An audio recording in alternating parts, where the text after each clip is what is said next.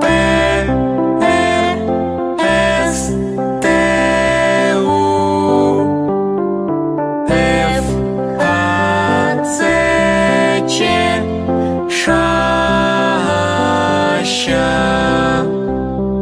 Твердий знак і м'який знак.